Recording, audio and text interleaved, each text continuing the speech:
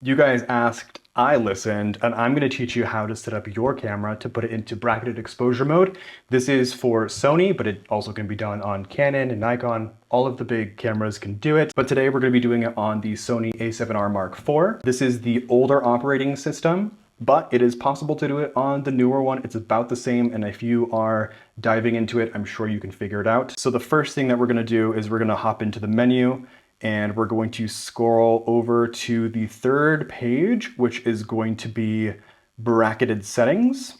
And we're going to do a self timer for bracket for 2 seconds. I also enjoy having my brackets so that way it is a darker exposure, a little bit lighter, our neutral exposure, one brighter, and then the brightest. So that way we have our bracket kind of placed from darkest to brightest.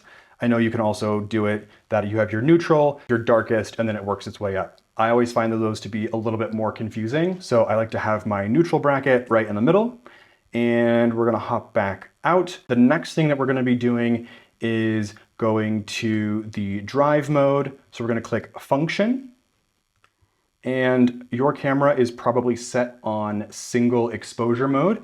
And I know that most people understand what the burst mode does. That just gives you rapid fire images back to back.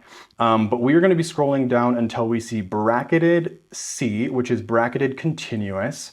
And you can use your left and right arrows to scroll back and forth. And what you're going to be looking for is one exposure with 5 images, which is my preferred way of shooting.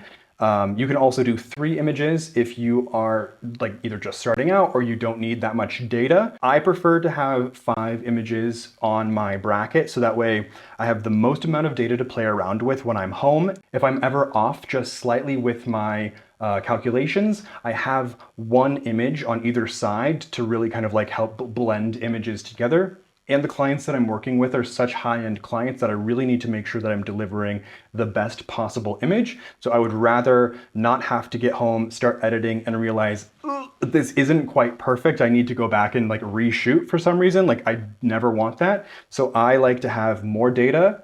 It's a hassle and you have to store more stuff, but at the end of the day, 5 images gives you the most leverage and flexibility when you're editing, and I prefer that.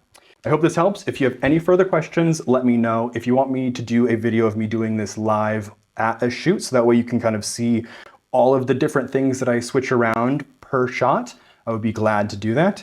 If you have any other questions, comment below, and I'll talk to you guys in the next video. Bye.